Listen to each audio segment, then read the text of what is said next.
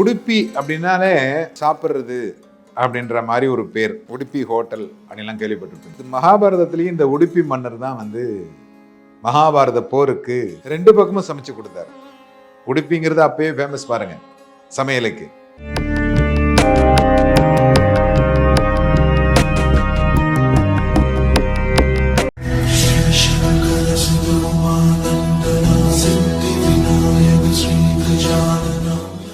வணக்கம். எல்லாம் வல்ல மூகாம்பிகையினுடைய அருளோடு இன்றைய சிந்தனைகள். மகாபாரத போர்ல உடுப்பி மன்னர் என்ன பண்றாரு அப்படின்னா, இந்த பாண்டவர் பக்கமும் கௌரவர் பக்கமும் வரக்கூடியவர்களுக்கு உணவு தயாரிக்கிற பொறுப்பை அவர் ஏற்றுக்கொண்டார். போர் நடக்கின்ற இடத்தில் போர்க்களத்தில் இருவருக்கும் உணவு தயாரிக்கிறது எப்படி, அதை தயாரித்து கொடுக்கணும். அப்படி தயாரித்து கொடுக்கிற பொழுது தர்மருக்கு ஒரு நாள் ஒரு சந்தேகம் ஏற்பட்டது. ஏன்னா நம்மளும் டெய்லி பார்க்குறோம், டெய்லி வர்றாங்க, எல்லாரும் கரெக்டாக சாப்பிட்றாங்க, சாப்பாடும் அதிகமாக மீறவில்லை, சாப்பாடு இல்லைன்னு யாருக்கும் சொல்லலை, கரெக்டாக டெய்லி சமைச்சு கொடுக்குறாரு இந்த உடுப்பி மன்னர். இது எப்படி இவரால் முடிகிறது, எப்படி சாத்தியம், இதை பற்றி நம்ம தெரிஞ்சுக்கணுமே அப்படிங்கிற எண்ணம் வந்தது.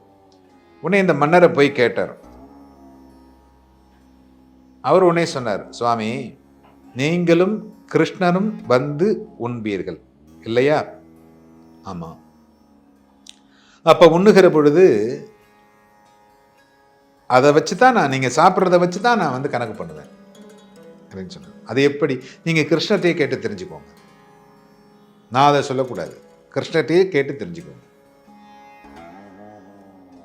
உடனே கிருஷ்ணர்கிட்ட போறாரு.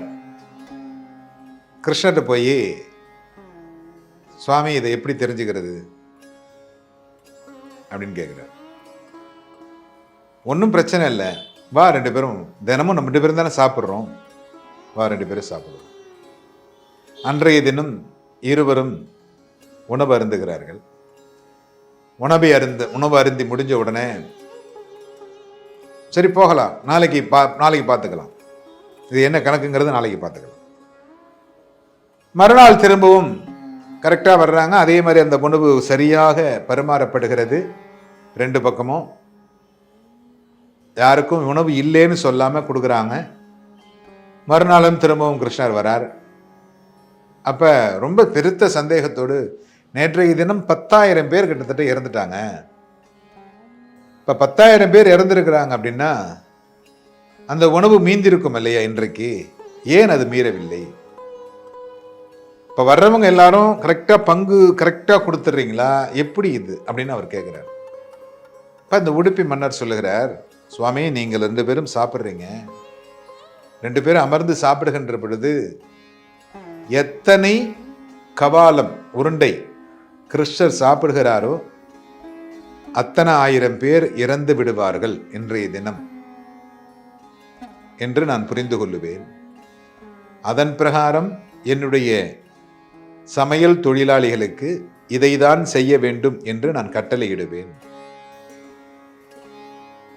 அதைதான் அவர்களும் செய்தார்கள். இப்படித்தான் தினமும் எங்களுடைய சமையல் அறை நடந்து கொண்டிருக்கிறது அப்படின்னு சொன்னோன்னே உடனே தர்மர் கிருஷ்ணரை பார்த்து, இதுவும் உன்னுடைய வேலைதானா? ஏன்னா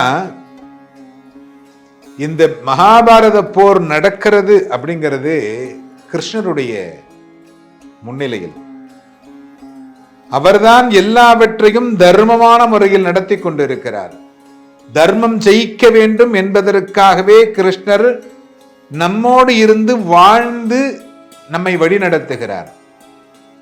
அப்படிப்பட்டவருக்கு தெரியாதா இன்றைக்கு எத்தனை பேர் இறப்பார்கள் அப்படிங்கிறது? அதைதான் ஒவ்வொரு உருண்டையில் 1000 நபர்கள் இருப்பார்கள், அந்த ஒரு உருண்டையை எடுத்து உண்டால் 1000 பேர் என்று இறந்து விடுவார்கள். மறுநாள் 2 உருண்டை சாப்பிட்டால் 2000 பேர் இறந்து விடுவார்கள் என்பதை கணக்கு செய்து நான் தினமும் உங்களுக்கு அன்னம் பாலிக்கிறேன் அப்படின்னு உடுப்பி மன்னர் சொல்றார். ஏன் அப்படின்னா, ஒரு தத்துவத்தை எவ்வளவு சிறிய விஷயமாக நமக்கு கிருஷ்ணர் பகவான் சொல்லியிருக்கிறார் பாருங்க. நிறைய இடங்களில் இந்த மகாபாரதத்தில் நமக்காக கிருஷ்ணர் வாழ்ந்து நமக்கு வாழ்வியலை தந்திருக்கிறார்.